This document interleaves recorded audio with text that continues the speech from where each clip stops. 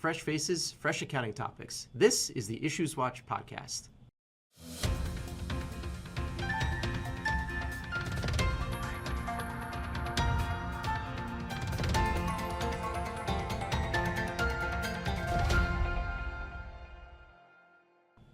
Hello, and welcome to the IssuesWatch podcast.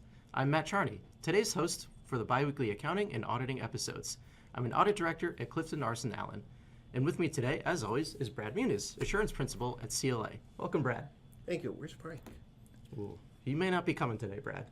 But a new guest that we have today instead is Marissa Flood, assurance senior at CLA. Welcome, Marissa. Great to have you. Thank you. I am not Frank, but it is great to be here. This episode qualifies for Nano CPE credit. If you're interested in earning CPE credit for this episode, hit the pause button now and head over to njcpa.org/nano to find out how. A quick disclaimer, the views and statements expressed herein are our own and not necessarily those of the NJCPA or CLA. Okay, so to get into it today, we have two quick AICPA updates. It looks like they're thinking about releasing some new exposure drafts, but we don't have a lot of detail for it yet, so we're going to go over these pretty quickly. The first one is some proposed amendments to the ATC standard, section 210, on attestation review engagements. And Brad, I believe the only change that they're thinking about here is that if you have a scope limitation, you're now able to either use a disclaimer of conclusion or you can qualify your conclusion as well. Either way, it seems like they're making it a little easier to conclude on whether or not your conclusions are going to be either Limited anyway, in some way. Thank you. So what makes this confusing is that they use it's a review standard. Mm-hmm.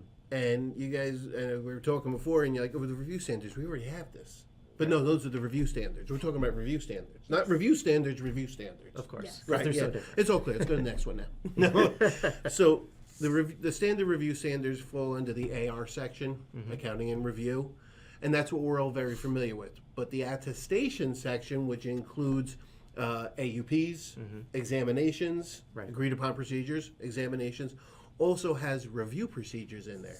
Not review procedures, review procedures. Yep. Okay, Yeah. so this is very confusing. There are certain review procedures that they perform that really are reviewing specific aspects. A lot of times it's done with broker-dealers.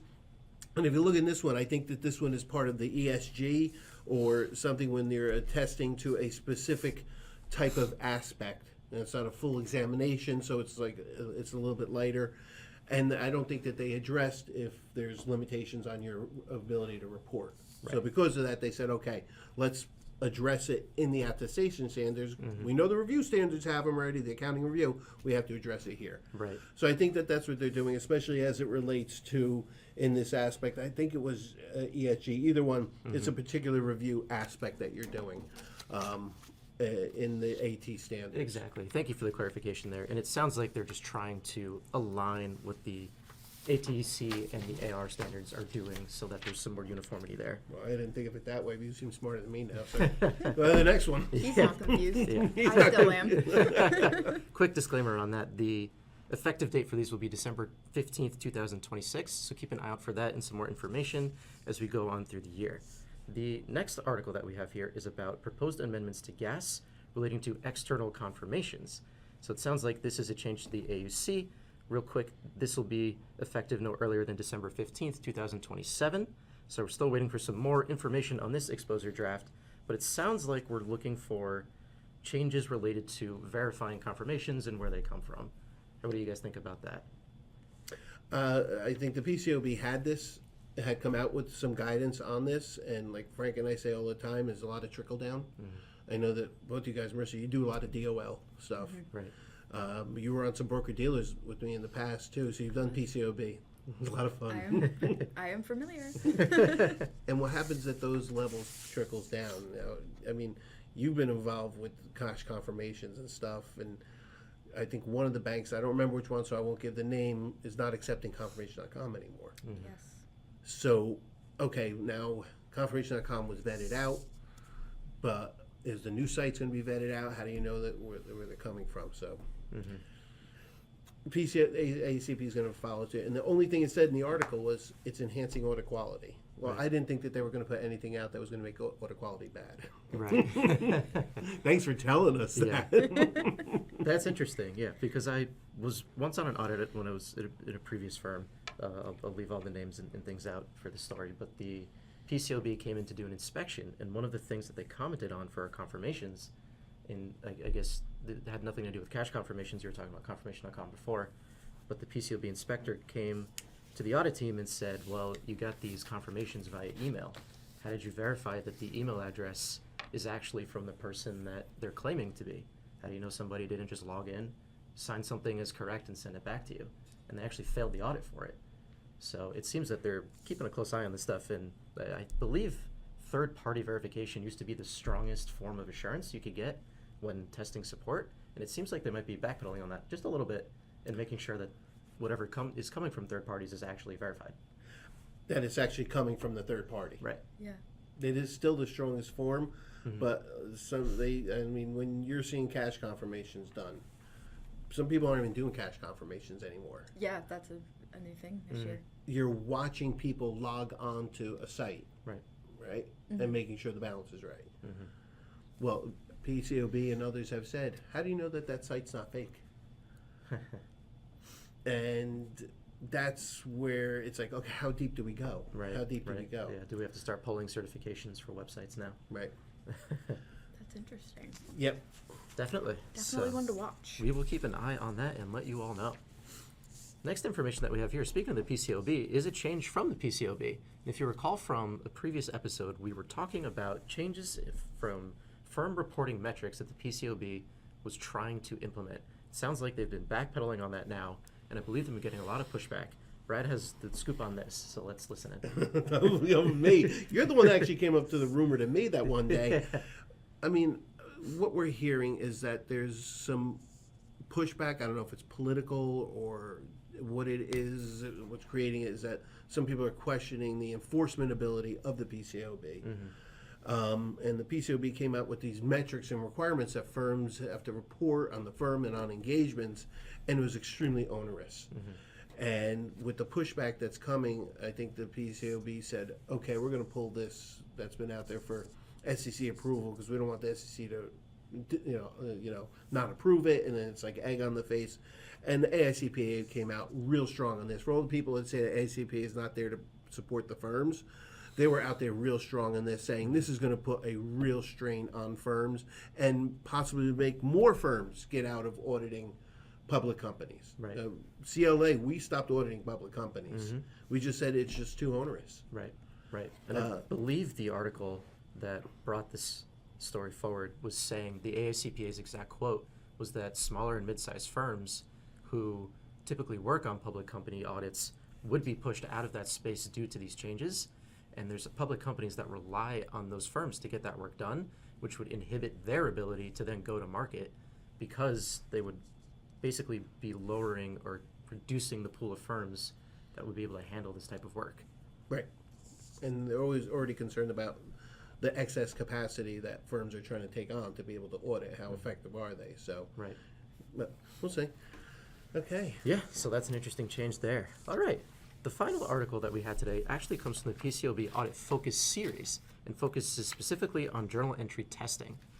The article had a big focus on common deficiencies that they identified through PCAOB inspections and basically summarized things that the PCAOB was seeing firms doing in the journal entry testing that they were doing. Now, this is an article from the PCAOB, but I believe the content really relates to any audit that could be done under any standard.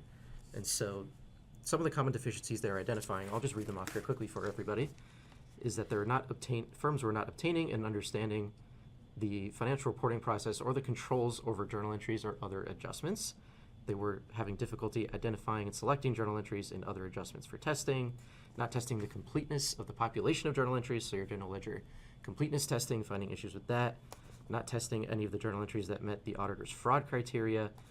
I know our firm likes to do a keyword search and other things in order to identify that fraud risk. That's part of our unpredictability testing. And finally, not evidencing an appropriate rationale for how certain factors resulted in the identification of its fraud risk criteria. So that sounds like a lot. It's a lot. Very big list. Exactly. I think we can kind of boil this down to almost a planning aspect of it, though, because nowhere in here did I see too much about firms picking and choosing entries incorrectly. More so discerning which entries to test, how they determined that their population was complete. Chief of that, how they understood the process, which drives all of that decision making. So there's seemingly a through line of making sure that your journal entry test is planned here. So how do you guys react to that? What do we think? I was going to say, it seems like the understanding is the really big key here. Right. And I've definitely seen that come to light a lot more in specifically engagements I'm working on. I feel like there's a bigger push to have that understanding Absolutely. of the journal entries, who's recording it, Mm-hmm. you know, all the things. And we've been using teammate analytic. That's Right. been helping with the journal entries. Mhm. I think that's been, you know, the round dollar entry journal entries, understanding who's posting them, weekend entries, and that specifically is helping with the picking and things like that, even though that's not the main focus. Exactly, yeah. For those who don't know, Teammate is an analytical tool that we plugged into our Excel here at CLA. And what it does is it will parse through your general ledger and pull out certain criteria that Marissa just mentioned, such as keywords, round dollar entries, maybe entries made on the weekends, made on holidays, certain things that we would put in a memo that would identify that fraud criteria that the PCAOB has mentioned, and basically just pull out that information for you and say, you know, I've pulled out all this information, and from there the auditor can go and think about what they actually want to test.